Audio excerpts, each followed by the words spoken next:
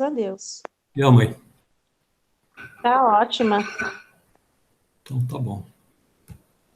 Vamos ver se as meninas que foram convidadas entram hoje. Tem que mexer lá, queria de vez em quando. Como é que tá Vamos chamando? lá. Esta é a aula do dia 31 de maio de 2021. Continuamos na pandemia, continuamos com aulas virtuais. Nossa irmã Leda vai fazer a oração de abertura. Vamos assim, nos acalmando, nos ligando aos nossos anjos de guarda, nossos mentores espirituais, e vamos pedindo que nos fortaleça, que abra nossa mente e o nosso coração para a aula de hoje. Vamos assim, dizendo a prece. Pai nosso que estais no céu, santificado seja o teu nome. Venha a nós o vosso reino, seja feita a tua vontade, assim na terra como no céu. O pão nosso de cada dia nos dai hoje. Perdoai as nossas dívidas, assim como nós perdoamos aos nossos devedores. E não nos deixes cair em tentação, mas livra-nos, Senhor, de todo mal. Que assim seja, graças a Deus. Graças a Deus. Eu abri o Evangelho no capítulo 8. Bem-aventurados os que têm o coração puro. Caiu no item 8 também. Verdadeira pureza, mãos não lavadas. Então, escribas e fariseus que tinham vindo de Jerusalém se aproximaram de Jesus e lhe disseram: Por que teus discípulos violam a tradição dos antigos? Pois não lavam as mãos quando tomam suas refeições? Mas Jesus lhes respondeu: Por que violais o mandamento de Deus para seguir vossa tradição? Pois Deus fez esse mandamento: honrai pai e mãe. E este outro: que aquele que disser palavras ultrajantes a seu pai ou a sua mãe seja punido de morte. Mas vós outros dizeis: aquele que disser ao pai ou à mãe, toda oferenda que eu faço a Deus aproveita-se a vós, esse satisfaz a lei, ainda que depois disso não honre e não assista seu pai ou sua mãe. E assim tornastes inútil o mandamento de Deus pela vossa tradição. Hipócritas, Isaías já profetizou sobre vós, quando disse: Este povo me honra com os lábios, mas seu coração está longe de mim. E é em vão que me honram, ensinando máximas e mandamentos humanos. Em seguida, chamando a multidão, disse-lhes: Ouvi e entendei, não é o que entra pela boca que suja o homem, mas o que sai da boca do homem. Isso sim o torna sujo. O que sai da boca parte do coração, e é o que torna o homem impuro. Pois é do coração que partem os maus pensamentos, os assassínios, adultérios, prostituições, roubos, falsos testemunhos, blasfêmias e maledicências. São essas coisas que tornam o homem impuro, mas o comer sem lavar as mãos não o torna impuro. Então seus discípulos, aproximando-se dele, disseram-lhe: Sabes que os fariseus, ouvindo o que acabaste de dizer, ficaram escandalizados? Mas ele respondeu: Toda planta que não foi plantada por meu Pai Celeste será arrancada. Deixai-os, são cegos conduzindo cegos. Se um cego conduz outro cego, ambos caem no buraco. Mateus. Só que hoje não é bem assim, a gente tem que lavar as mãos. Com certeza.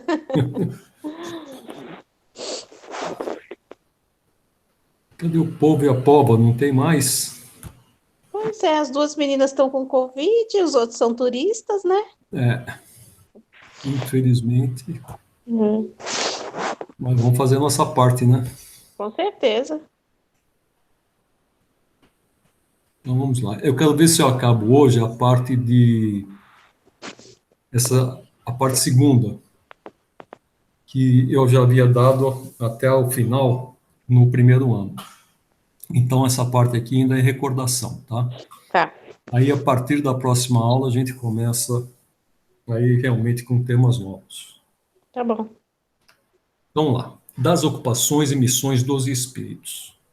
Costumam os espíritos imiscuir-se em nossos prazeres e ocupações? Os espíritos vulgares, como dizes, costumam.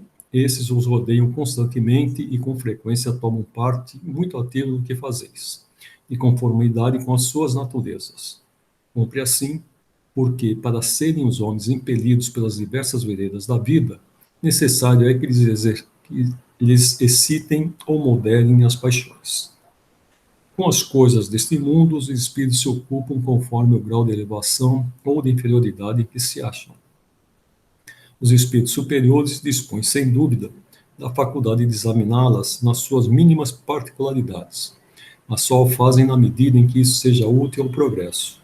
Unicamente os espíritos inferiores ligam a essas coisas uma importância relativa às reminiscências que ainda conservam e às ideias materiais que ainda não extinguiram neles.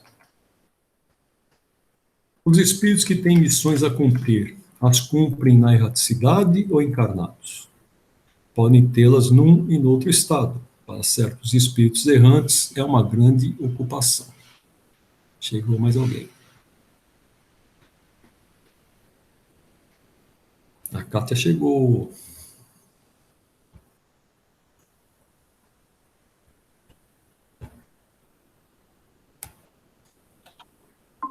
Então, vai. 569. Em que consistem as missões de que podem ser encarregados os espíritos errantes? Deixa eu ver se chegou mais alguém, porque... Ixi, agora não vou conseguir ver.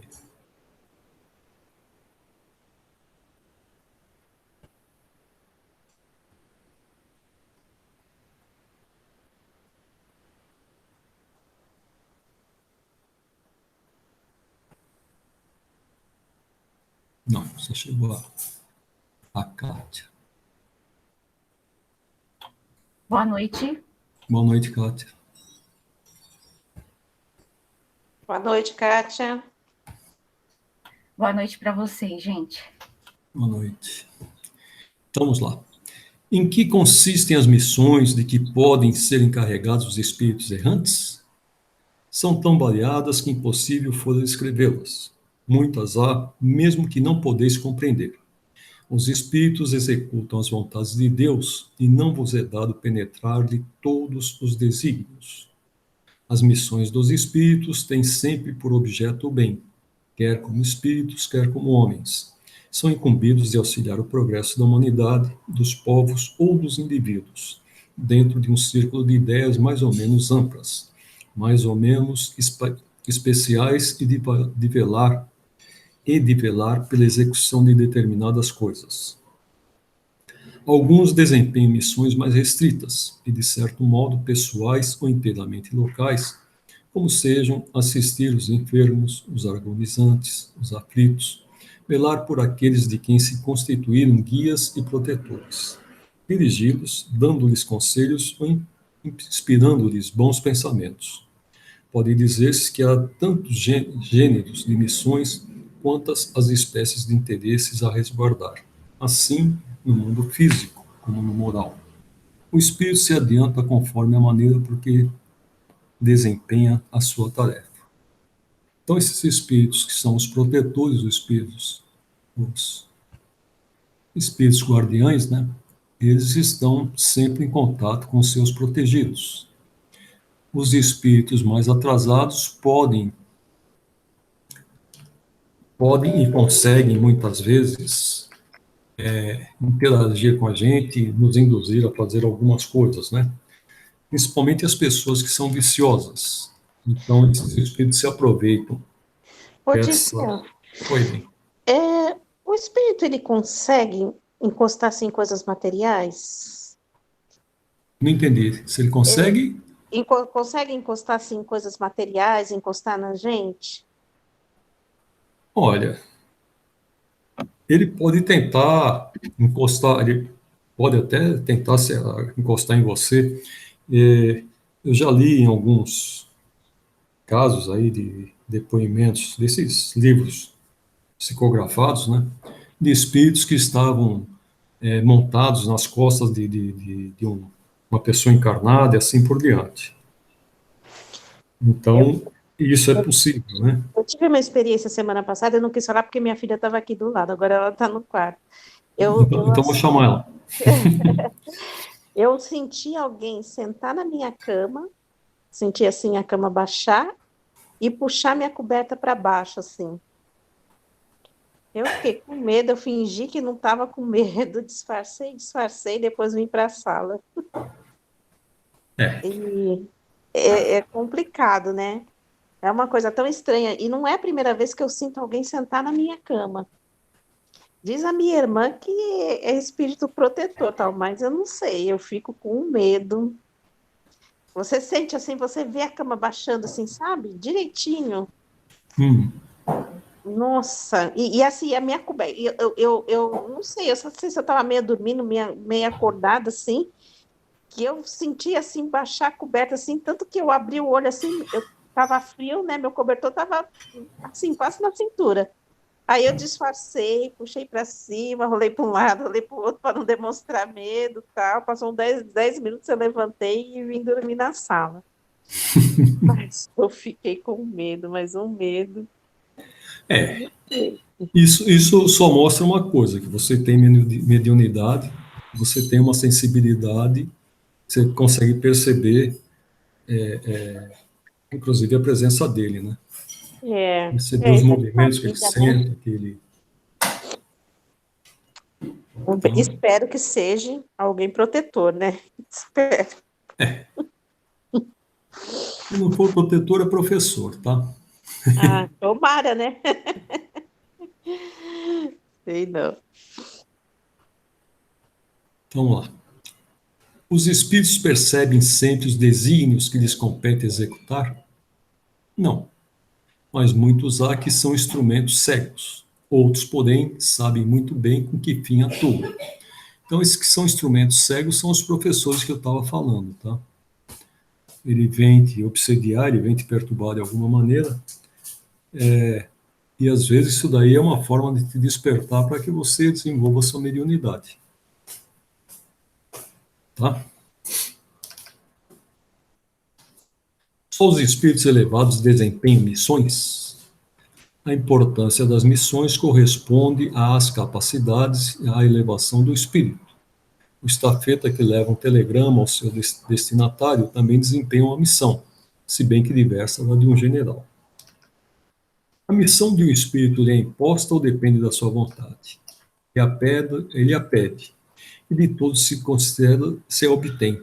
Eu passei para vocês já o texto do von Humboldt, que foi um cientista contemporâneo do Kardec, e que após a sua morte, Kardec acabou evocando esse espírito, e ele fala que ele vivia num outro mundo, era um planeta que não orbitava uma estrela, né? Então eles não tinham, o, o, eles não recebiam a luz, era um planeta intermediário. E ele pediu para vir à Terra para poder auxiliar no desenvolvimento dos terráqueos, né? E ele foi um cientista que batalhou bastante pela parte da biologia, deixou bastante ensinamentos. E é interessante que ele fala que nesse mundo que ele vivia, como não tinha, ele não orbitava uma estrela, eles não tinham astronomia lá. O que ele mais gostou de estar aqui na Terra foi poder desenvolver astronomia. Ele, pelo jeito, era um astrônomo amador. Se bem que a função dele no, no núcleo de ciência lá da França, ele era como biólogo. Até um assunto que nós vamos ver daqui a pouco, o Kardec ele acaba perguntando a ele a respeito das plantas carnívoras. Vai ser tema de um dos próximos itens aqui. Pode uma mesma missão ser pedida por muitos espíritos? Sim, é frequente e frequentemente apresentarem-se muitos candidatos, mas nem todos são aceitos. Em que consiste a missão dos espíritos encarnados? Em instruir os homens, em lhes auxiliar o progresso, em lhes melhorar as instituições, por meios diretos e materiais. As missões, porém, são mais ou menos gerais e importantes. O que cultiva a terra desempenha tão nobre missão como o que governa ou o que instrui. Tudo na natureza se encadeia, ao mesmo tempo que o espírito se depura pela encarnação, concorre dessa forma para a execução dos desígnios da providência. Cada um tem neste mundo a sua missão, porque todos podem ter alguma utilidade. Qual pode ser na Terra a missão das criaturas voluntariamente inúteis?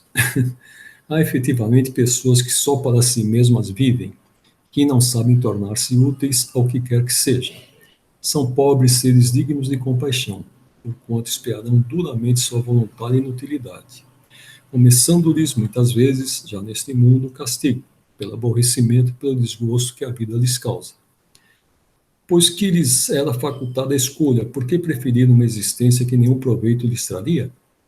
Entre os espíritos também há preguiçosos que recuam diante de uma vida de labor. Deus consente que assim procedam. Compreenderão à própria custa os inconvenientes da inutilidade a que se votaram, e serão os primeiros a pedir que se lhes conceda recuperar o tempo perdido. Pode também acontecer que tenham escolhido uma vida útil e que hajam recuado diante da execução da obra, deixando-se levar pelas sugestões dos espíritos que os induzem a permanecer na ociosidade. Então, Dirceu, esse trecho, quando ele fala em labor, é qualquer labor, qualquer trabalho, ou é o trabalho, como, por exemplo, o trabalho espiritual, a caridade, trabalho no centro espírita? Esse momento agora, é o trabalho que a gente exerce como profissão, ou é o trabalho espiritual? veja bem, nós temos em torno de 7 bilhões de encarnados, né? Um pouco mais de 7 bilhões. Eu acredito que alguns milhares têm essa missão da doutrina espírita. Não são tantos. Então, a grande maioria das pessoas não tem conhecimento do espiritismo. E os espíritas não poderiam ser privilegiados por estarem dentro da doutrina. Certo. Então, quando ele fala de labor aqui, é qualquer labor. A pessoa ela tem que ser útil a si e útil ao meio. Então tá. Tem que obter o próprio sustento, ela tem que auxiliar. Obrigada. Tudo bem? Show. Nós vamos ver mais para frente, acho que daqui uns 2, 3 meses, quando fala, aqui no Livro dos Espíritos tem uma parte que fala sobre o trabalho. Nós vamos estudar essa parte aí com mais afinco, tá? Então tá. As ocupações comuns mais nos parecem deveres do que missões propriamente ditas. A missão, de acordo com a ideia a que esta palavra está associada, tem um caráter menos exclusivo, de importância, sobretudo, menos pessoal. Deste ponto de vista, como se pode reconhecer que um homem tem realmente na Terra uma determinada missão? Pelas grandes coisas que opera, pelos progressos a cuja realização conduz seus semelhantes. Então, a gente pode deduzir aqui, por exemplo, Gandhi. Ele foi um espírito missionário. Ele conseguiu libertar a Índia do maior império que existia na sua época, sem que ele usasse de violência, né? Apenas com seus jejuns, protestando, usando a mídia que existia na época, né? Colocando-se contra a política que os ingleses adotavam na Índia. Teresa de Calcutá seria uma outra referência, né? Ela se dedicou, uma religiosa católica, no meio dos hindus, ela se dedicou a salvar aquelas almas, né? Independente de que religião que eram, o que quer que fosse. Porque era comum, e eu acredito que até hoje ainda, ou seja, na Índia, as pessoas deixarem, as pessoas morrerem sozinhas. Tá? Ainda não existe essa compaixão que a Teresa de Calcutá tinha pelo seu semelhante. A gente tem visto aí essa pandemia na Índia se a pessoa estiver contaminada, ainda tem o regime de castas, ainda é muito forte na Índia, né? Então, as pessoas pobres, elas são simplesmente desprezadas, são os párias da sociedade. Mas esse Então, regime de casta lá na Índia já não é ultrapassado, Dirceu? Eu pensei que já fosse. ainda é tal coisa, né? Existe, aqui no Brasil, você tem problema de racismo, Opa, com certeza. não é aberto, né? É a Não, mesma coisa as castas entendi, lá. Não existe mais casta, mas existe. Aqui não entendi. existe racismo, mas existe, Tá. né? E quando você fala de Gandhi, de Madre Teresa, assim, porque eram espíritos bem mais avançados, né? Sim, Eles são estão num grau espíritos que eles vêm à Terra com de missão, né? evolução. Ah, É o tá. caso do próprio Mandela, né? Uhum. Nós tivemos aqui no Brasil um espírito adiantado que foi Dom Pedro II. A Hum, esposa de Dom Pedro era outra, ela fazia muita caridade e as entendi. pessoas não sabiam a corte não sabia que ela fazia caridade, ela simplesmente mudava de roupa e ia fazer caridade, levando bens para as pessoas, tá? E ela influenciava muito Dom Pedro, né? Nas Sim, decisões, né? influenciou sim. Então, o Dom Pedro ele encarnou para acabar embora tenha sido a filha que assinou a Lei Áurea, né? Uhum. Mas no governo dele deveria acabar a escravidão Escravidão. aqui no Brasil, Tá. tá?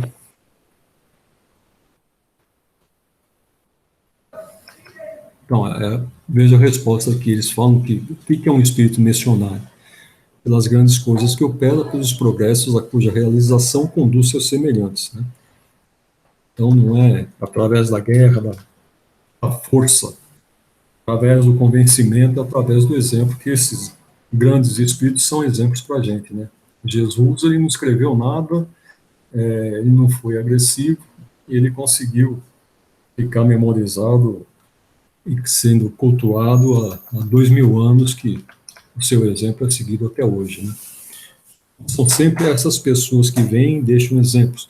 Eu ia fazer um comentário. O Barçanufo, ele, antes de encarnar como Barçanufo, ele teve uma encarnação naquela região de Minas Gerais, onde ele veio a morar, para ele poder aprender a trabalhar com as ervas. Então ele foi uma pessoa muito simplória, vivia no campo, ele aprendeu todos os medicamentos que existiam da fitopatia, né? Os medicamentos são feitos com chás, com beberagens, essas coisas. Então ele passou uma encarnação inteira só para estudar essa parte. Então ele veio aqui para se aprimorar. É uma existência que não teve assim, não foi de conhecimento público, né? Porque depois, quando ele veio com Barçanufo, em 30 e poucos anos que ele viveu aqui na Terra, ele também fez uma obra bem semelhante. Chico Xavier é outro espírito que a gente pode dizer que foi missionário, né? O próprio Divaldo é um missionário, dedica a sua vida sempre ao espiritismo, a instruir os espíritas, né? Enquanto o Chico nos ensinou a amar o nosso semelhante, levar conforto às pessoas, a missão do Divaldo é diferente. A missão do Divaldo é difundir o espiritismo, é levar conhecimento, é levar a instrução para aqueles que estão aqui na doutrina. Eu acho que o Chico foi mais além, né? Assim, muitas Sim, pessoas que não são espíritas têm uma visão hoje diferente do espiritismo, acho que graças a, a ele, né? mas você pode dizer a mesma coisa também do Divaldo, porque o Divaldo, com a sua eloquência, com a sua verbalização, ele consegue convencer muita gente, viu? É. É porque não é tão, assim, fora do meio espírita, ele não é tão conhecido. O Chico Xavier, qualquer pessoa conhece, né? É Sim. católico, é evangélico, O eu acho Divaldo é bem conhecido também, viu? que é, né? É. Mas, assim, eu acho que o Chico mudou essa imagem, assim, que É, as pessoas tinham, né, do principalmente pelo amor que ele dava, né? Pela Exatamente, consolação e assim por diante. exatamente. Né? São missões, eu acho que são missões diferentes, mas complementares, né? Uma complementa a outra. É, você tem razão. O Divaldo ele é mais para a doutrina espírita e o Chico foi mais para o mundo, né?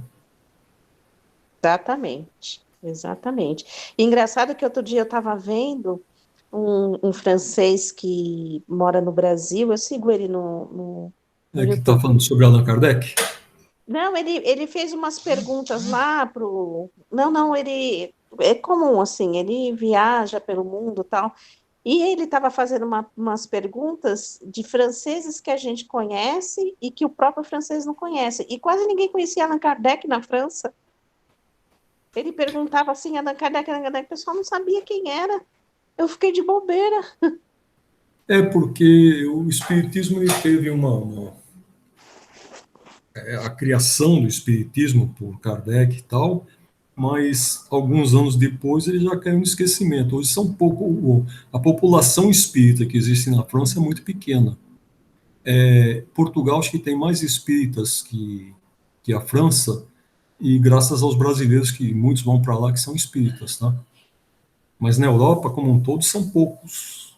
O espiritismo não é muito grande lá não. Tanto aqui, tanto assim que aqui também não, né? Aqui nós somos 1 ou 2%, 2% acho que da Mas nós somos população. um dos maiores percentuais em espiritismo, não somos aqui no Brasil? Sim, nós somos o maior grupo espírita do mundo aqui Ah, no tá. Brasil. Mas nós representamos 2% da população. Você Poxa, pegar aí 200 e tantos milhões, a gente está em 4 milhões de espíritas. é. Tá? É muito. Pega os evangélicos, você vai ver. Evangélico está com 30%, eles estão crescendo a doidado. É. É só prometer que dá dinheiro, que dá fusca, que não sei o que você vai ver.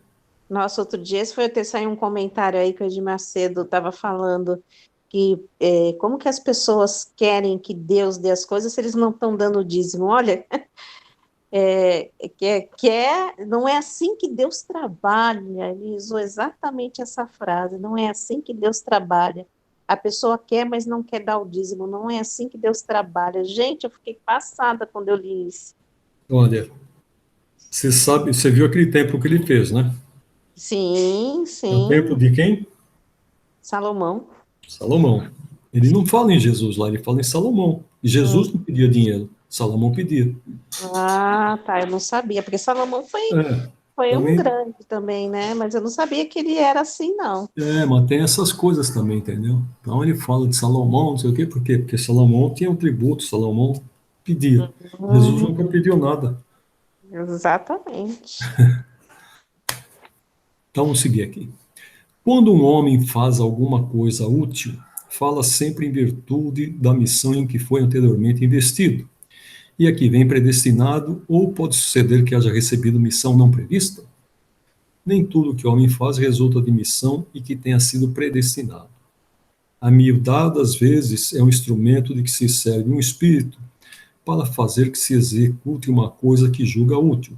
Por exemplo, entende um espírito ser útil que se escreva um livro que ele próprio escreveria se estivesse encarnado. Procura então um escritor mais apto a lhe compreender e executar o pensamento. Transmite a ideia do livro e o dirige na execução.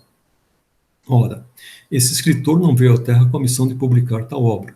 O mesmo ocorre com diversos trabalhos artísticos e muitas descobertas.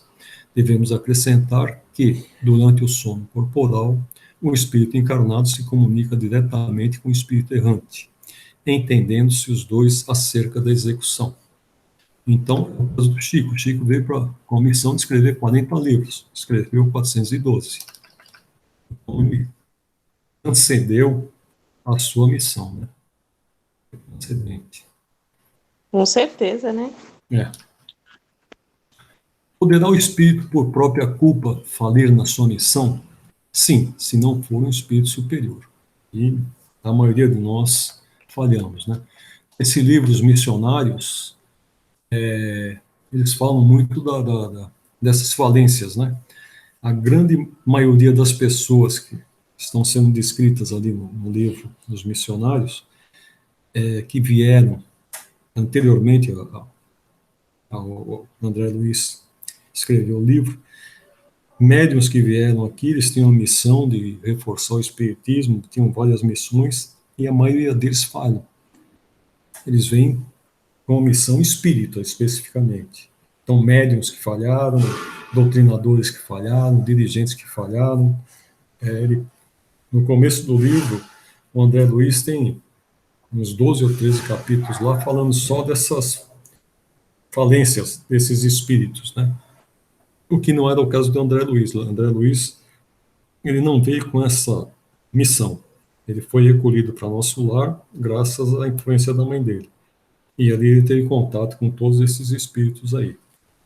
Então, eles comentam que muitos espíritos são preparados para virem para cá, para serem médiuns, para trabalharem pela doutrina, e quando chegam aqui, as pessoas simplesmente falham, ou por medo, ou por perda do sentido, ao invés de se dedicar ao espiritismo, ele vai se dedicar a outra coisa, e acaba deixando tudo para trás. Então, aqui ele pergunta: que consequências lhe advirão da sua falência? Terá que retomar a tarefa, essa sua punição. Também sofrerá as consequências do mal que haja causado. Então, se ele não assumiu a tarefa, ele tem que retomar. Se ele assumiu a tarefa pela metade e causou mal a alguém, ele vai ter que reparar o mal. E se reparar o mal, ele vai ter que ficar algum tempo no umbral, tá? Alguns desses casos são descritos nesse livro aí. Pois se é de Deus que o Espírito recebe a sua missão, como se há de compreender que Deus confia em missão importante e de interesse geral a um Espírito capaz de falir? Não sabe Deus se o seu general obterá a vitória ou se será vencido? Sábio, crede, e seus planos, quando importantes, não se apoiam nos que hajam de abandonar em meio à obra. Toda a questão para vós está no conhecimento que Deus tem do futuro, mas que não vos é concedido. Então Deus sabe, mas manda até o Espírito aprender, né? Esse caso aconteceu com Maomé. Quando Jesus ele volta para o plano espiritual, já começam a preparar Maomé para dar continuidade à mensagem do Cristo. Só que quando Maomé vem encarnar, você vê, para ele ter uma missão semelhante ao Cristo, ele devia ser um espírito bem adiantado. E quando ele vem aqui, ele acaba sendo obsediado pelos espíritos maléficos que existiam aqui. Por isso que se você pegar na lei a deles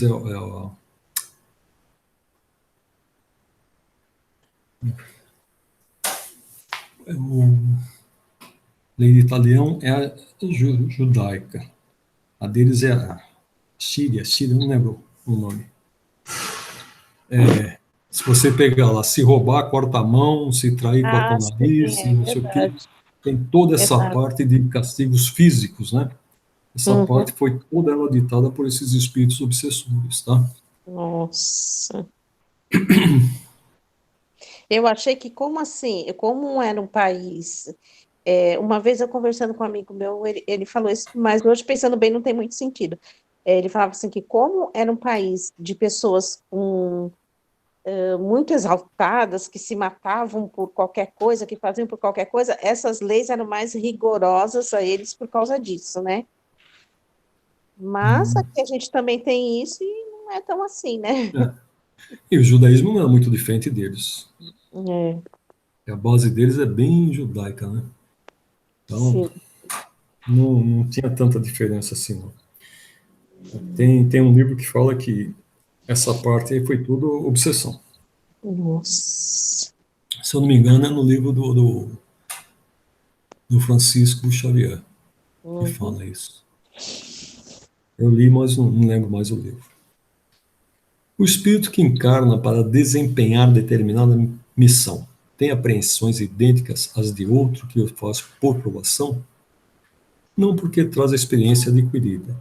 Então ele vai fazendo as coisas quase que automaticamente, né?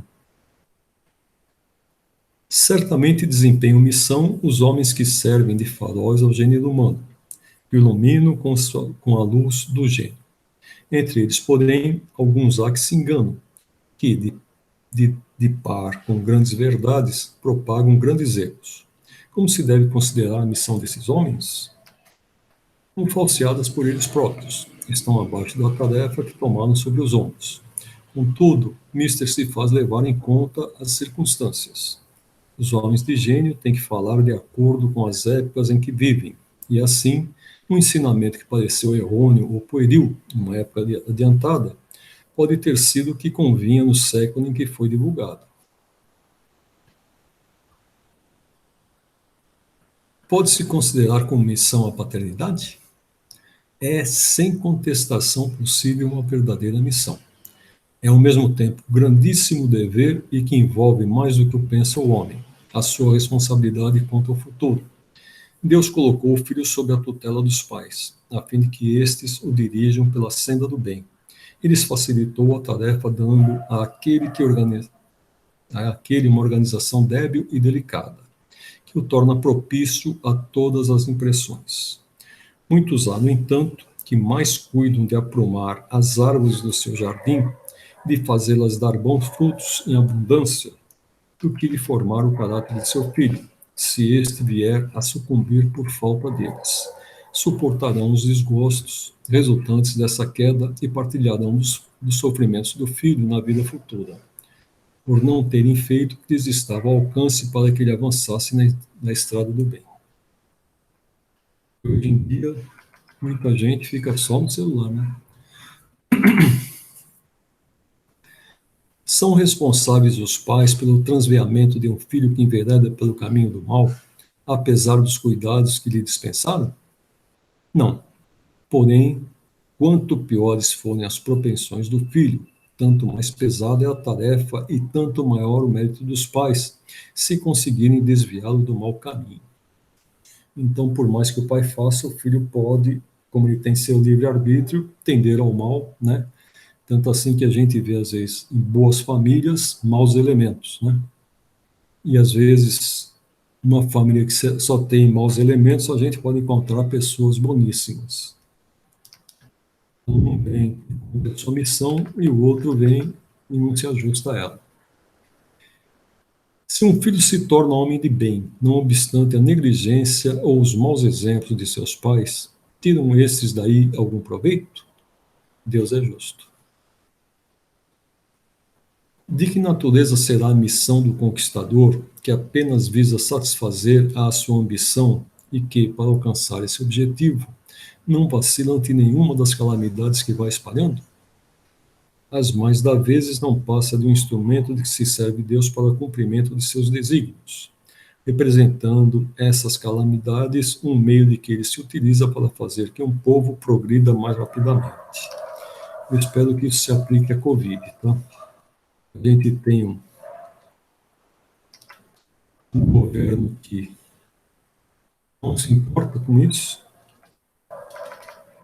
e eu acredito que seja uma forma da gente realmente aprender com.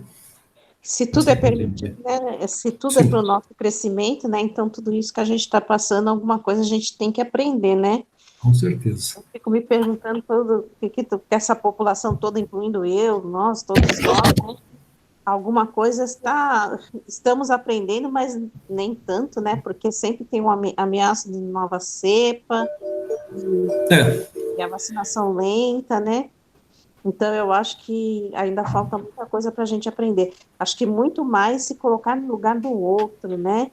Que é o que acho que é difícil hoje ver isso, né? Eu vi no começo dessa pandemia aí que muitas coisas teriam que mudar no mundo, né? Principalmente na parte econômica. Hoje em dia, a maioria dos remédios, a parte química é feita ou na Índia ou na China, e todos esses EPIs que a gente usa, toda essa parte aí de máscaras, luvas, essas coisas, são todas elas feitas na China, principalmente. China, né? isso. Então, ficando concentrado em 2 países, a pandemia veio mostrar que, economicamente, isso daí é inviável. Né? Uhum. As pessoas vão ter que pensar em fazer mudanças, e você terá que ter, nos 4 cantos do mundo aí, locais que façam as mesmas coisas. Mas, por exemplo, poderíamos ter aqui no Brasil muita coisa, só que o Brasil não inspira confiança com esses desgovernos que a gente tem. Vem um governo, depois vem outro e desfaz tudo que o outro fez. É uma loucura. O Brasil, infelizmente, é como dizem que a frase não é do De Gaulle, né? Ele falou que o país não é um país confiável, que o Brasil não é um país confiável. Depois que o Papa diz que a gente não tem mais jeito. É só cachaça e oração. É difícil. Mas vamos fazer a nossa parte. Aqui, ó. Nenhuma parte tendo na produção do bem que dessas calamidades passageiras possa resultar, pois que visava a um fim todo pessoal, aquele que dela se constitui instrumento tirará, não obstante proveito desse bem. Cada um é recompensado de acordo com as suas obras, com o bem que intentou fazer e com a retidão das suas intenções. Se a gente pegar no começo da pandemia, teve um mundaréu de gente doando coisas, ajudando o próximo, empresas doando, fazendo uma série de coisas. Com a extensão da pandemia, até esse espírito de contribuição acabou retraindo um pouco, né? A gente vê agora todos os canais aí, Cultura, Bandeirante, a própria Globo, fazendo campanhas para que as pessoas doem, porque está difícil. As pessoas estão com medo de sair de casa e com isso daí diminuiu muito as doações. Inclusive lá no Semente, a pessoa que ficava lá recebendo o material das doações acabou pegando Covid e está internado. Ele está na UTI, né? Léo, né? Mas ele está melhorando, né? Eu vi ontem lá que ele disse que ele está melhorando. Não tem mandado mensagem realmente que ele está melhorando. Ai, graças a Deus, né? Se Deus quiser, ele sai dessa. É. Então, ontem eu perdi um amigo e no meio da semana tinha perdido outro. Um pela Covid e o outro teve problema de coração. Mas, o que se há de fazer? É o destino, né? Aqui é a observação de Kardec. Os espíritos encarnados têm ocupações inerentes às suas existências corpóreas. No estado de erraticidade ou de desmaterialização, tais ocupações são adequadas ao grau de adiantamento deles. Uns percorrem os mundos, se instruem e preparam para a nova encarnação. Outros, mais adiantados, se ocupam com o progresso, dirigindo os acontecimentos e sugerindo ideias que lhes sejam propícias. Assistem uns homens de gênios que concorrem para o adiantamento da humanidade. Outros encarnam com uma missão de progresso. Outros tomam sob sua tutela os indivíduos, as famílias, as reuniões, as cidades e os povos, dos quais se constituem os anjos guardiães, os gênios protetores e os espíritos familiares. Outros, finalmente, presidem os fenômenos da natureza de que se fazem os agentes diretos. Os espíritos vulgares se imiscuem em nossas ocupações e diversões. Então, até ali, ele estava falando de espíritos puros, agora falou dos vulgares, né? Os impuros e imperfeitos aguardam em sofrimentos e angústias o momento em que traz a Deus proporcionar-lhes meios de se adiantarem. Se praticam o mal, é pelo despeito de ainda não poderem gozar do bem. Então, aqui acabou o capítulo 9. Vamos passar agora ao capítulo 10. O capítulo fala dos três reinos. Eu tenho um texto aqui que foi baseado, não sei se vocês já ouviram falar de uma frase do Leon Denis. Ele fala que, como aqui no Evangelho fala que a gente vai do átomo ao arcanjo, né? O Leon Denis ele fez uma frase que ele fala que o homem dorme no mineral, sonha no vegetal, agita-se no animal e acorda no hominal. Eu Então, já a ouvi gente, gente só vai ter consciência, né, das nossas coisas quando a gente chegar no reino nominal. E esse texto que eu passei para vocês, eles falam que existe de intermediário entre um e outro reino, né? Então, por exemplo, entre o mineral e o vegetal existem os vírus. Entre o vegetal e o animal existem as plantas carnívoras. Entre o animal e o hominal, a gente vai ter os elementais. Eles falam dos antropóides, né? Mas a gente tem os elementais que são justamente o que atrás quando fala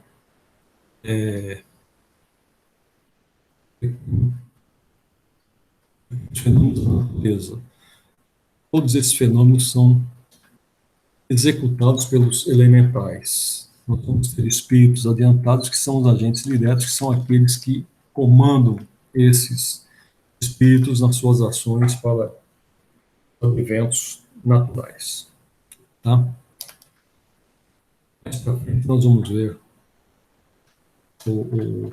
essa parte aí dos elementais. Então, lá, os minerais e as plantas. Que pensais da divisão da natureza em 3 reinos, ou melhor, em 2 classes, a dos seres orgânicos e dos inorgânicos? Segundo alguns, a espécie humana forma uma 4ª classe. Qual dessas divisões é preferível? Todas são boas conforme o ponto de vista. Do ponto de vista material, apenas há seres orgânicos e inorgânicos. Do ponto de vista moral, há evidentemente 4 graus. Uma vez eu falei que, além dos 3, a gente tem mais do que os 3 reinos hoje, né? Na época de Kardec só tinha 3, que era o mineral, o vegetal e o animal. Hoje a gente já tem mais 2 reinos, que são os zoófitos e não lembro qual que é o outro lá. Então separaram. Se você pegar o coral, por exemplo, o coral ele é um animal com aparência vegetal, então ele não tem mobilidade, mas ele se reproduz de uma forma como se fosse um animal. Então ele foi considerado um reino à parte pela ciência. E a pessoa falou, não, Kardec estava certo, se tiver alguma coisa errada, eu falei, não, Kardec comentou desde o início que se a ciência viesse provar uma coisa diferente, que a ciência estaria certa, né? A pessoa não aceitou. Tudo bem, problema dela. Eu fico com a minha opinião, ela com a dela. Esses 4 reinos, né, apresentam com efeito caracteres determinados, muito embora pareçam confundir-se nos seus limites extremos. A matéria inerte que constitui o reino mineral só tem em si uma força mecânica. As plantas, ainda que compostas de matéria inerte, são dotadas de vitalidade. Os animais, também compostos de matéria inerte e igualmente dotados de vitalidade, possuem, além disso, uma espécie de inteligência instintiva, limitada, e a consciência de sua existência e de suas individualidades. O homem, tendo tudo o que há nas plantas e nos animais, domina todas as outras classes por uma inteligência especial, indefinida, que lhe dá a consciência do seu futuro, a percepção das coisas extramateriais e o conhecimento de Deus. Tem as plantas consciência de que existem? Não, pois que não pensam, só têm vida orgânica. Experimentam sensações, sofrem quando as mutilam, recebem impressões físicas que atuam sobre a matéria, mas não têm percepções, consequentemente não têm a sensação de dor. Já foram feitos filmes, né, que a planta tem medo. Se a pessoa ameaça a planta, ela acaba se retraindo. Não sei se você já viu um filme desse tipo. Eles fazem câmera super lenta, né? Então você percebe que ela tem uma reação, né? Então ela tem sensibilidade. Nesse texto que eu vou passar para vocês, eles falam que a gente, no reino animal, a gente tem atração, no reino vegetal a gente tem a sensação, no animal não lembro qual que é. Depois vocês leem o texto lá. Independe da vontade delas a força que as atrai umas para as outras? Certo, porquanto não pensam. É uma força mecânica da matéria que atua sobre a matéria sem que elas possam a isso opor-se. Algumas plantas, como a sensitiva e a dionéia, essas duas são carnívoras, tá? Por exemplo, executam movimentos que denotam grande sensibilidade e, em certos casos, uma espécie de vontade, conforme se observa na segunda, cujos lóbulos apanham a mosca que sobre ela pousa para sugá-la, parecendo que urde uma armadilha com o fim de capturar e matar aquele inseto. São dotadas essas plantas da faculdade de pensar? Têm vontade e formam uma classe intermediária entre a natureza vegetal e a natureza animal? constituem a transição de uma para outra? Essa pergunta foi a que o Kardec fez para aquele von Humboldt. Eu vou pesquisar esse texto aí na Revista Espírita, eu vou colocar para vocês outra vez. Tudo na natureza é transição, por isso mesmo que uma coisa não se assemelha à outra. E, no entanto, todas se prendem umas às outras. As plantas não pensam, por conseguinte, carecem de vontade. Nem a ostra que se abre, nem os ófitos pensam, têm apenas um instinto cego e natural. O organismo humano nos proporciona exemplo de movimentos análogos, sem participação da vontade. Principalmente a parte instintiva que a gente tem, né? Se você vê alguma coisa que vai te atingir, você não pensa, você já reage. Então, isso bate no cerebelo, e o cerebelo já manda a ordem para a gente desviar, seja se vai queimar, alguma coisa desse tipo. Então, é a parte instintiva que todos os animais e até as plantas têm, né? Nas funções digestivas e circulatórias, realmente, nosso coração não para de bater, a gente faz a refeição, toda a parte digestiva é feita automaticamente, a gente respira continuamente e assim por diante, né? Tudo isso é feito sem que a gente precise pensar. Isso é feito tudo por instinto. O piloto se contrai ao contato de certos corpos para lhes negar passagem. O mesmo provavelmente se dá na sensitiva, cujos movimentos de nenhum modo implicam a necessidade de percepção, e ainda menos da vontade. Realmente, ela tem uns contatos que, olha que são gatilhos, né? Olha que a mosca encosta naquele gatilho, ela automaticamente fecha a folha. Não haverá nas plantas, como nos animais, um instinto de conservação que as induza a procurar o que lhes possa ser útil e a evitar o que lhes possa ser nocivo? Há, se quiseres, uma espécie de instinto, dependendo isso da extensão que se dê ao significado dessa palavra. É, porém, um instinto puramente mecânico. Quando nas operações químicas observais que dois corpos se reúnem, é que um ao outro convém, quer dizer, é que há entre eles afinidade. Ora, a isto não dás o nome de instinto? Pode ser, né? Nos mundos superiores, as plantas são de natureza mais perfeita como os outros seres. Tudo é mais perfeito. As plantas, porém, são sempre plantas, como os animais sempre animais e os homens sempre homens. Animais e o homem. Se pelo que toca à inteligência compararmos o homem e os animais, parece difícil estabelecer-se uma linha de demarcação entre aqueles e estes, porquanto alguns animais mostram sobre esse aspecto notória superioridade sobre certos homens. Pode essa linha de demarcação ser estabelecida de modo preciso? A este respeito é completo o desacordo entre os vossos filósofos. Querem uns que o homem seja um animal, e outros que o animal seja um homem. Estão todos em erro. O homem é um ser à parte, que desce muito baixo algumas vezes e que pode também elevar-se muito alto. Pelo físico, é como os animais, e menos bem dotado do que muitos deles. A natureza lhes deu tudo o que o homem é obrigado a inventar com sua inteligência, para a satisfação de suas necessidades e para a sua conservação. Seu corpo se destrói como o dos animais, é certo, mas ao seu espírito está assinado um destino que só ele pode compreender, porque só ele é inteiramente livre. Pobres homens que vos rebaixais mais que os brutos, não sabeis distinguir-vos deles? Reconhecei o homem pela faculdade de pensar em Deus. Poder-se-á dizer que os animais só obram por instinto? Ainda aí há um sistema. É verdade que na maioria dos animais domina o instinto, mas não vês que muitos obram denotando acentuada vontade? É que tem inteligência, porém limitada.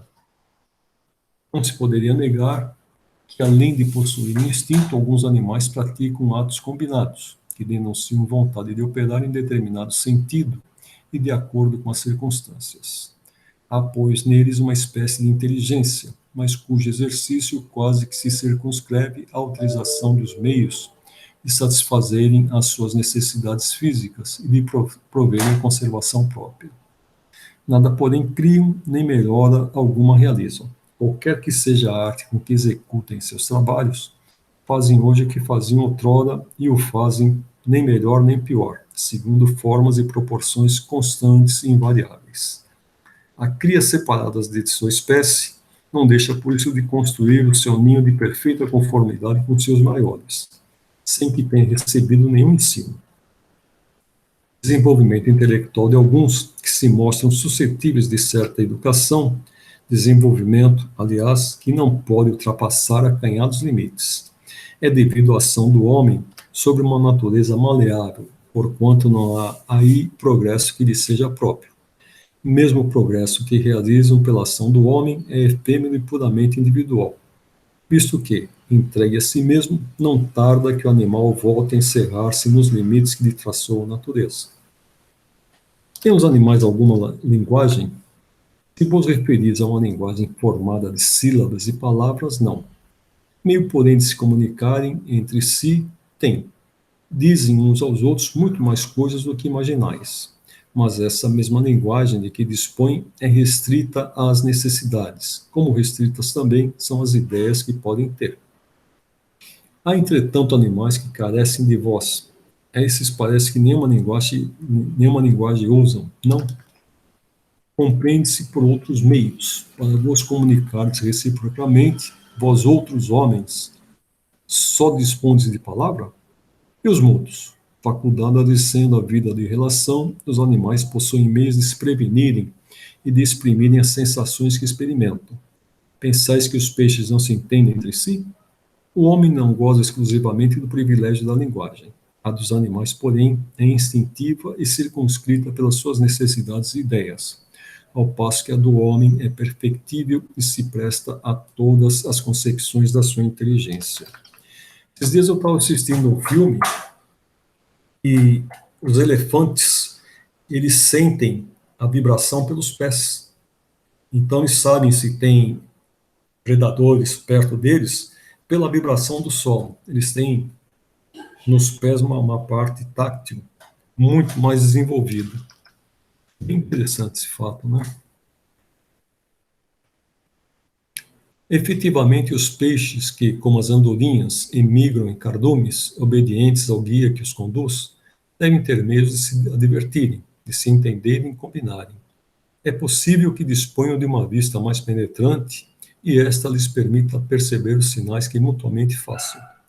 Pode ser também que tenham na água um veículo próprio para a transmissão de certas vibrações. Como quer que seja, o que é incontestável é que lhes não falecem meios de se entenderem, do mesmo modo que a todos os animais carentes de voz e que, não obstante, trabalham em comum. Diante disso, que admiração pode causar que os espíritos entre si se comuniquem sem auxílio de palavra articulada? Realmente, a comunicação dos espíritos é feita pela parte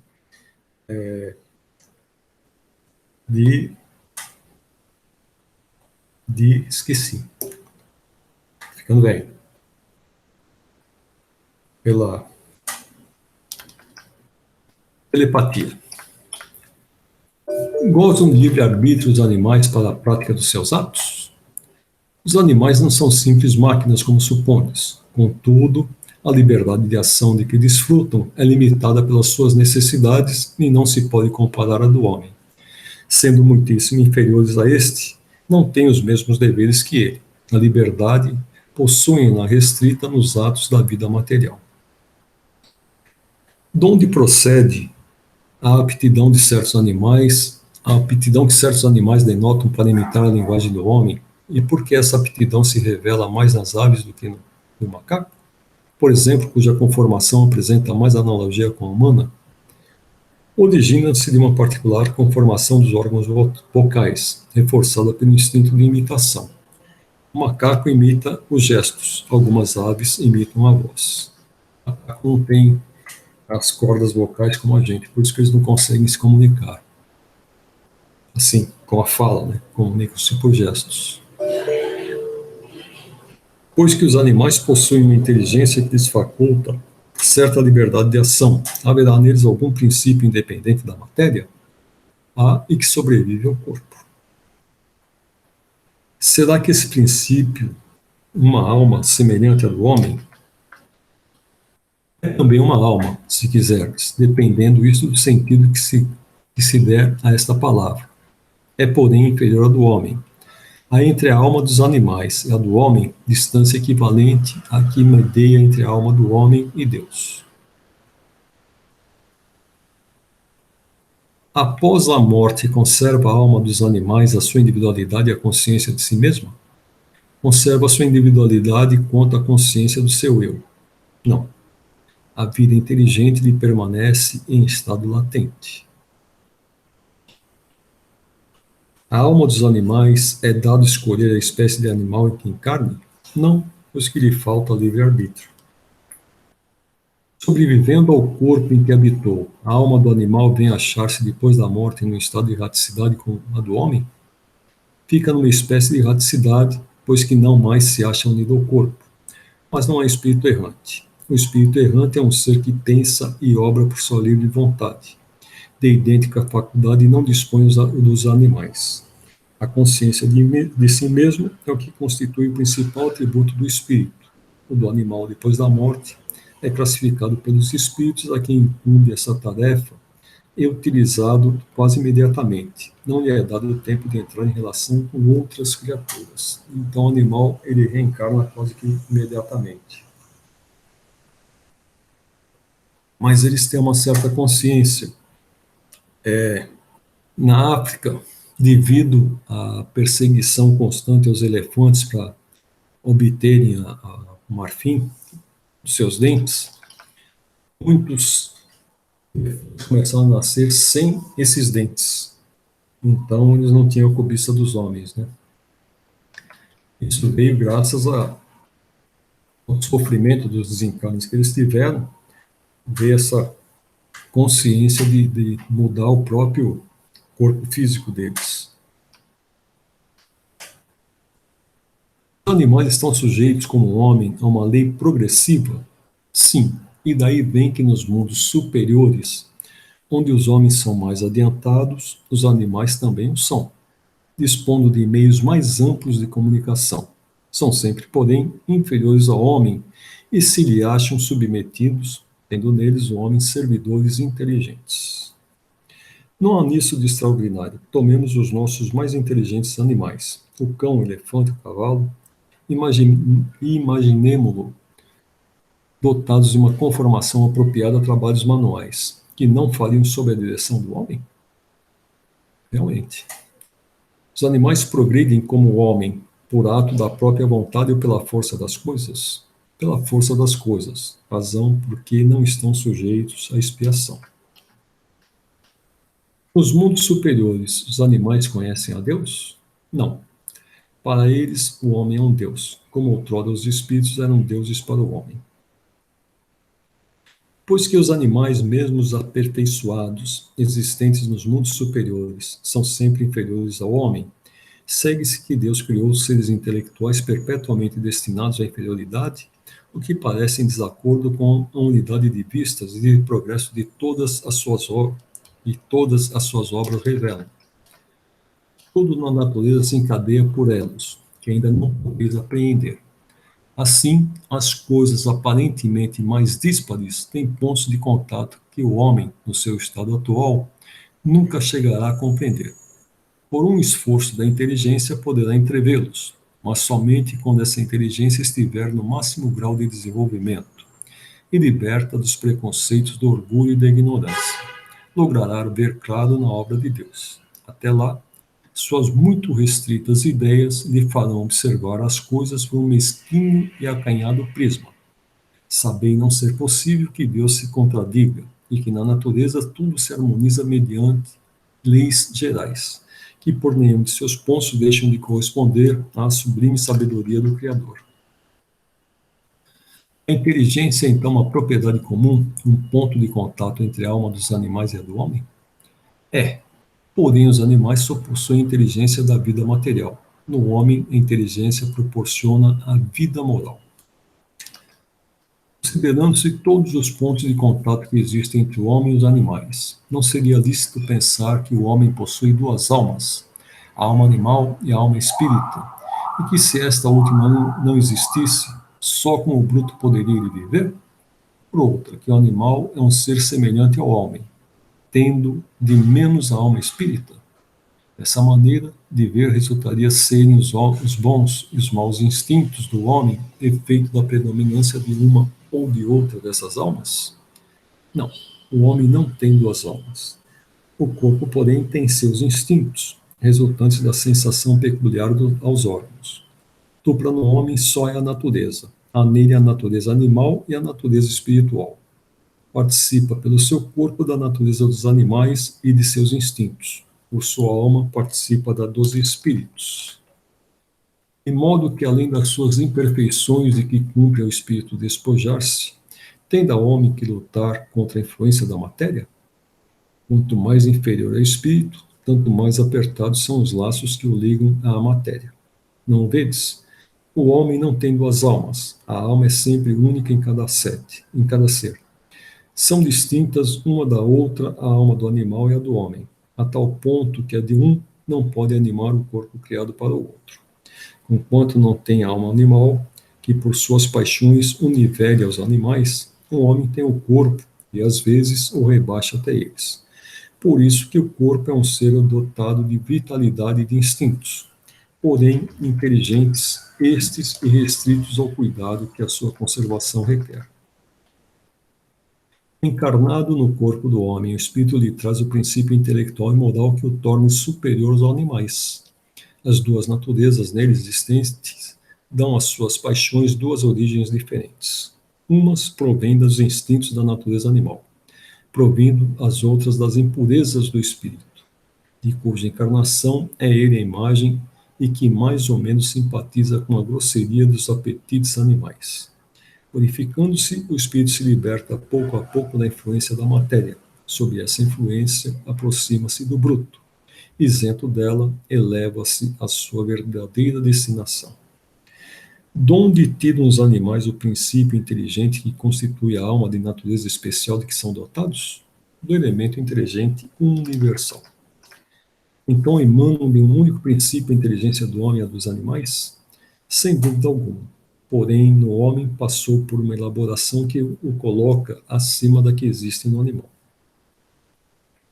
Dissestes, pergunta 190, o estado da alma do homem, na sua origem, corresponde ao estado da infância da vida corporal, que sua inteligência apenas desabrocha e se ensaia para a vida.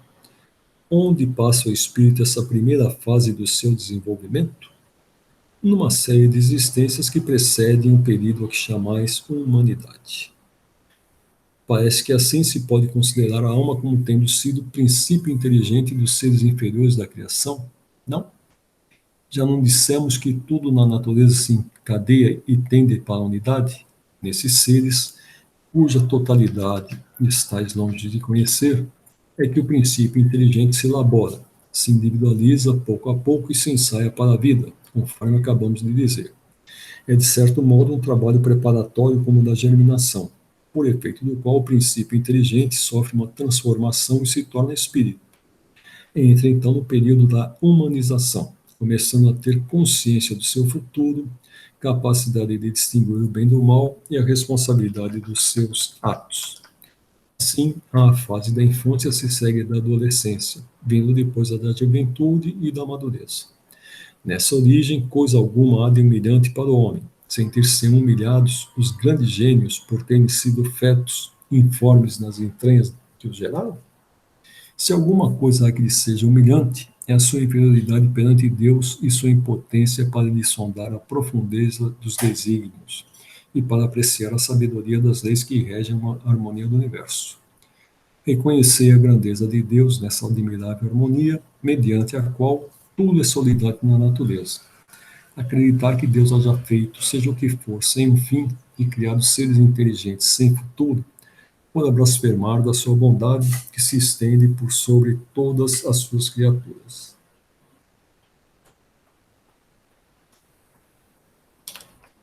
Esse período de humanização na Terra Terra não é o ponto de partida da primeira encarnação humana. O período da humanização começa geralmente em mundos ainda inferiores à Terra. Isto, entretanto, não constitui regra absoluta, pois pode suceder que o espírito, desde o seu início humano, esteja apto a viver na Terra. Não é frequente o caso, constitui antes uma exceção. O espírito do homem tem, após a morte, consciência de suas existências anteriores ao período da humanidade? Não, pois não é desse período que começa a sua vida de espírito. Difícil é mesmo que se lembre de suas primeiras existências humanas, como difícil é que o homem se lembre dos primeiros tempos de sua infância e ainda menos do tempo que passou no seio materno. Essa é a razão porque os espíritos dizem que não sabem como começar. Uma vez no período da humanidade, conserva o espírito traços do que era precedentemente, quer dizer, do estado em que se achava no período a que se poderia chamar ante-humano? Conforme a distância que medeia entre os dois períodos e o progresso realizado, durante algumas gerações, pode ele conservar vestígios mais ou menos pronunciados do estado primitivo, porquanto nada se opera na natureza por brusca transição. Há sempre anéis que ligam as extremidades da cadeia dos seres e dos acontecimentos. Aqueles vestígios, porém, se apagam com o desenvolvimento do livre-arbítrio. Os primeiros progressos só muito lentamente se efetuam, porque ainda não têm assecundá-los à vontade. Vão em progressão mais rápida à medida que o espírito adquire mais perfeita consciência de si mesmo. Ter-se-ão enganado os espíritos que disseram constituir o homem um ser à parte da ordem da criação? Não, mas a questão não fora desenvolvida. Ademais, há coisas que só a seu tempo podem ser esclarecidas. O homem é, com efeito, um ser à parte, visto possuir faculdades que o distinguem de todos os outros de ter outro destino. A espécie humana é a que Deus escolheu para a encarnação dos seres que podem conhecê-lo. Em psicose. O terem os seres vivos uma origem comum no princípio inteligente não é a consagração da doutrina da mente em psicose? Duas coisas podem ter a mesma origem e absolutamente não se assemelham mais tarde. Quem reconheceria a árvore com suas folhas, flores e frutos no germe informe que se contém na semente de onde ela surge? Desde que o princípio inteligente atinge o grau necessário para ser espírito e entrar no período da humanização, já não guarda relação com seu estado primitivo e já não é a alma dos animais, como a árvore já não é a semente. Do animal só há no homem o corpo e as paixões que nascem da influência do corpo e do instinto de conservação inerente à matéria. Não se pode, pois, dizer que tal homem é a encarnação do espírito de tal animal. Conseguintemente, a mente em psicose, como a entendem, não é verdadeira. Poderia encarnar num animal o espírito que animou o corpo do homem? Isso seria retrogradar. O espírito não retrograda. O rio não retorna, não remonta à sua nascente. Então, em psicose, as religiões orientais, elas têm a ideia da mente em psicose, que a gente pode encarnar num inseto, pode encarnar num outro animal e assim por diante, né? E aqui os espíritos estão dizendo que isso não acontece. Embora de todo errônea, a ideia ligada à mente em psicose não terá resultado no sentimento intuitivo que o homem possui de suas diferentes existências. Nessa, como em muitas outras crenças, se depara esse sentimento intuitivo. O homem, porém, o desnaturou, como costuma fazer com a maioria de suas ideias intuitivas. Seria verdadeiramente psicose se indicasse a progressão da alma, passando de um estado inferior a outro superior, em que adquirisse desenvolvimentos que lhe transformassem a natureza. É, porém, falsa no sentido de transmigração direta da alma do animal para o homem e reciprocamente, o que implicaria a ideia de uma retrogradação ou difusão. Ora, o fato de não poder semelhante fusão operar-se entre os seres corporais das duas espécies mostra que essas são de graus inassimiláveis, devendo dar-se o mesmo com relação aos espíritos que as animam. Se o mesmo espírito as pudesse animar alternativamente, haveria como consequência uma identidade de natureza, traduzindo-se pela possibilidade de reprodução material. A reencarnação, como os espíritos a ensinam, se funda ao contrário na marcha ascendente da natureza e da progressão do homem, dentro da sua própria espécie, o que em nada lhe diminui a dignidade. O que o rebaixa é o mau uso que ele faz das faculdades que Deus lhe outorgou para que progrida. Seja como for, a ancianidade e a universalidade da doutrina da mente em psicose, e bem assim a circunstância de a terem professado homens eminentes, provam que o princípio da reencarnação se radica na própria natureza. São, pois, argumentos muito mais a seu favor do que contrários a ele. O ponto inicial do espírito é uma dessas questões que se prendem à origem das coisas, e de que Deus guarda o segredo. Dado não é ao homem conhecê-las de modo absoluto, nada mais lhe sendo possível a tal respeito do que fazer suposições, criar sistemas mais ou menos prováveis. Os próprios espíritos longe estão de tudo saberem, e, acerca do que não sabem, também podem ter opiniões pessoais mais ou menos sensatas. É assim, por exemplo, que nem todos pensam da mesma forma quanto às relações existentes entre o homem e os animais. Segundo uns, o espírito não chega ao período humano senão depois de se haver elaborado e individualizado nos diversos graus dos seres inferiores da criação. Segundo outros, o espírito do homem teria pertencido sempre à raça humana, sem passar pela fieira animal. O primeiro desses sistemas apresenta a vantagem de assinar um alvo ao futuro dos animais, que formaria então os primeiros elos da cadeia dos seres pensantes. O segundo é mais conforme a dignidade do homem e pode resumir-se da maneira seguinte: as diferentes espécies de animais não procedem intelectualmente uma das outras, mediante progressão. Assim, o espírito da ostra não se torna sucessivamente do peixe, do pássaro, do quadrúpede e do quadrumano. Cada espécie constitui física e moralmente um tipo absoluto, cada um de cujos indivíduos aure na fonte universal a quantidade do princípio inteligente que lhe seja necessário, de acordo com a perfeição de seus órgãos e com o trabalho que tem de executar nos fenômenos da natureza. Quantidade que ele, por sua morte, restitui ao reservatório de onde o tirou. Os dos mundos mais adiantados que o nosso constituem igualmente raças distintas, apropriadas às necessidades desses mundos e ao grau de adiantamento dos homens cujos auxiliares eles são. De modo nenhum, procedem das da terra, espiritualmente falando. Outro tanto não se dá com o homem. Do ponto de vista físico, este forma evidentemente um elo da cadeia dos seres vivos. Porém, do ponto de vista moral, há entre o animal e o homem solução de continuidade. O homem possui como propriedade sua a alma ou espírito, centelha divina que lhe confere o senso moral e um alcance intelectual de que carecem os animais, e que é nele o ser principal que preexiste e sobrevive ao corpo, conservando sua individualidade. Qual a origem do espírito? Onde o seu ponto inicial? Forma-se do princípio inteligente individualizado. Tudo isso são mistérios que for inútil querer devassar e sobre os quais, como dissemos, nada mais se pode fazer do que construir sistemas. O que é constante, o que ressalta do raciocínio e da experiência é a sobrevivência do espírito, a conservação da sua individualidade após a morte, a progressividade de suas faculdades, seu estado feliz ou desgraçado, de acordo com seu adiantamento na senda do bem e de todas as verdades morais decorrentes deste princípio. Quanto às relações misteriosas que existem entre o homem e os animais, isso, repetimos, está nos segredos de Deus, como muitas outras coisas, cujo conhecimento atual nada importa ao nosso progresso e sobre as quais seria inútil determos.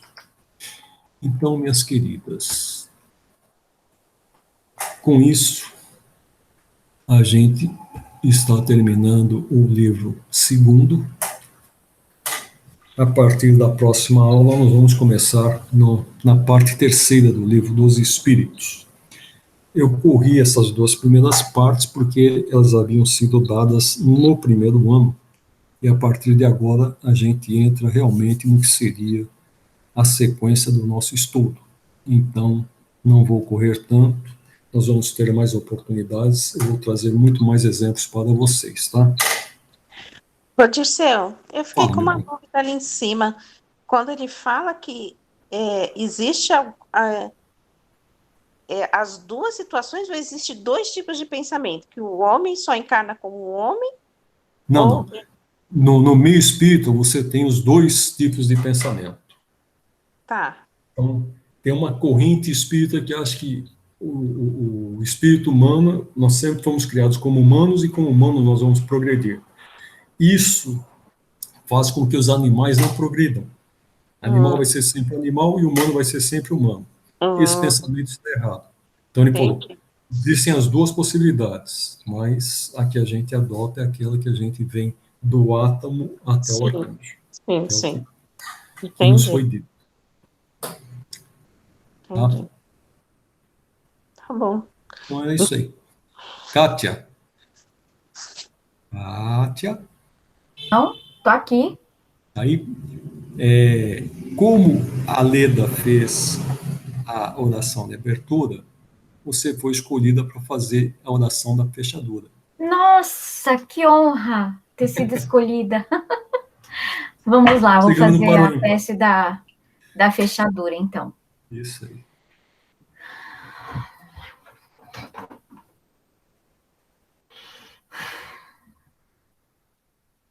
Queridos amigos do plano espiritual, seres invisíveis que puderam nos acompanhar durante a leitura e o estudo desta noite, agradecemos mais uma vez pela oportunidade, pelas nossas vidas, pela saúde dos nossos entes queridos, amigos, familiares e a nossa própria saúde.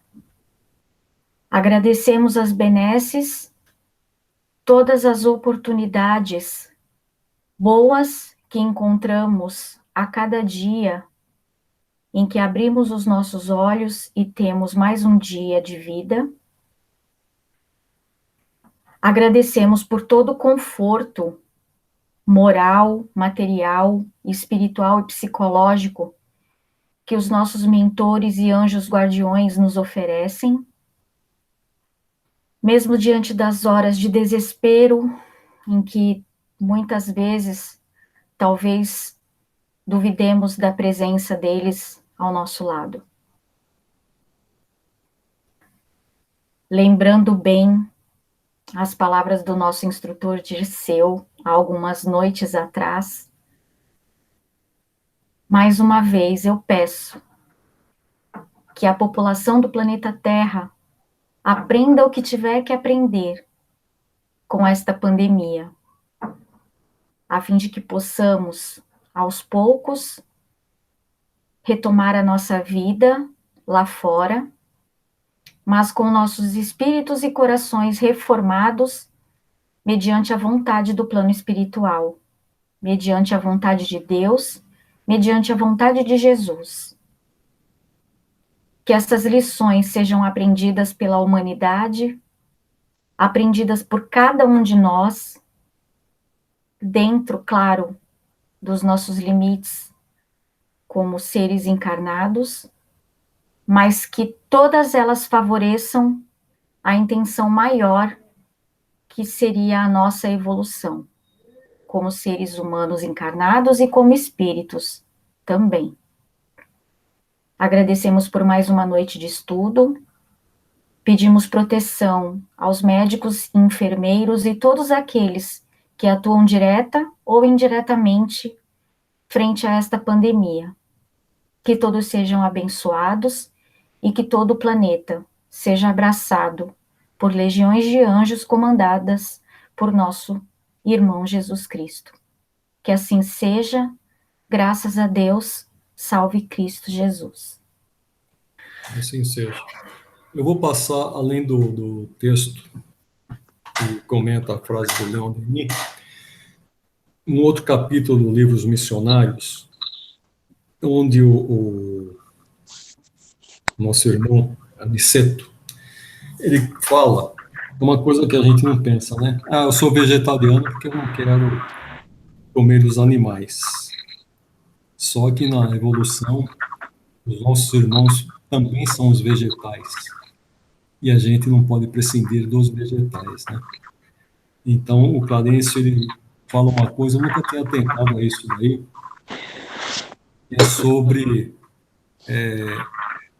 nem os animais, nem nós humanos, nós conseguimos metabolizar o nitrogênio. Uhum. Eu vou desligar o microfone de vocês, porque está dando microfonia. A Leda já desligou. Eu desliguei o teu, Cássio. Nós não conseguimos metabolizar o nitrogênio. Se a gente pudesse aprender a metabolizar o nitrogênio, para cada litro que a gente respira de ar, o nitrogênio ele corresponde a 71%, né? 20 e poucos por cento de oxigênio, 70 e tantos por cento de nitrogênio e o resto de outros gases. Então, se a gente pudesse metabolizar o nitrogênio, a gente não precisaria dos vegetais nem dos animais para se alimentar. É esse o alimento dos espíritos. Quando os espíritos aprendem a metabolizar o nitrogênio, eles não precisam mais de caldinho, eles não precisam de mais nada disso. Então, eu estou passando esse texto para vocês do capítulo. Tá? Dei uma lida lá que eu achei bem interessante essa passagem. Tá bom, Dirceu. Só deixa Ok? eu te falar uma coisa. Tá Eu bom, acho que obrigada, Dirceu. eu não sei se semana que vem eu vou conseguir entrar, porque eu vou ter que dar uns plantões aí do trabalho, eu vou trabalhar até mais tarde. Acabou o imposto de renda, que você vai trabalhar agora? Tá entrando o E-Social, sabe? As empresas do Simples Nacional começam amanhã a obrigatoriedade de informar folha de pagamento para o governo, né? Começou a mudar, né? É, e aí são milhões, né? E a maioria dos nossos clientes já tinham que começar a entregar desde o ano passado, né? A primeira fase, a segunda, agora é a terceira. E tem clientes nossos que não entregaram nem a primeira, né? Então nós vamos ralar aí até. Só estão um ano e meio atrasados, né? Só isso. E aí nós vamos ralar até não poder mais. Como bons brasileiros, mas tudo bem. Pois é. Depois você pega a aula. Tá bom, então, Disseu. Ok? Eu espero não precisar fazer plantão, vamos ver. Mas se eu não aparecer porque eu estou de plantão. Tá ok. Eu também espero que você não precise. Ai, tomara. Então, tchau, Então uma tá. boa semana para Boa vocês. semana. Boa Tchau. semana, Dirceu. Boa semana, Obrigado. Leda. Pra você também, Kátia. Tchau. Tchau, Beijo. tchau. Beijo para vocês.